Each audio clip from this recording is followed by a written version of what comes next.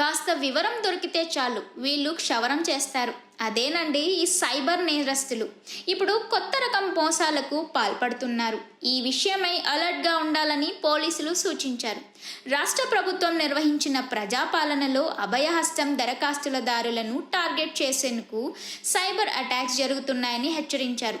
దరఖాస్తులదారులకు fake phone calls వస్తున్నాయని చెప్పారు.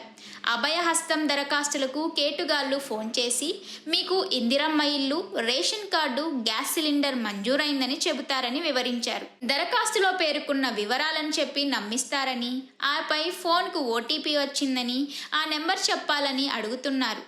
పథకం వచ్చిందని నమ్మి ఓటీపీ చెబితే మీ ఖాతాలోని సొమ్ము మాయం. మొబైల్ ఫోన్కు వచ్చే ఓటీపీలను ఎవరికి షేర్ చేయొద్దని పోలీసులు సూచిస్తున్నారు. ప్రజాపాలన పేరుతో రాష్ట్ర ప్రభుత్వం ప్రజల నుంచి అభయహస్తం దరఖాస్తులు స్వీకరించిన విషయం తెలిసిందే.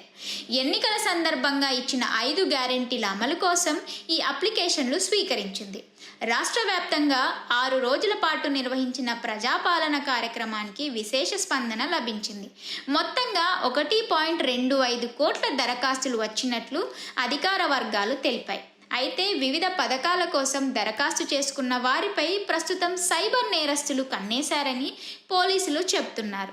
ప్రభుత్వం నుంచి ఫోను చేస్తున్నట్లు నమ్మించి బ్యాంకు ఖాతాలోని డబ్బుని ఖాళీ చేసే పనిలో ఉన్నారని చెప్పారు.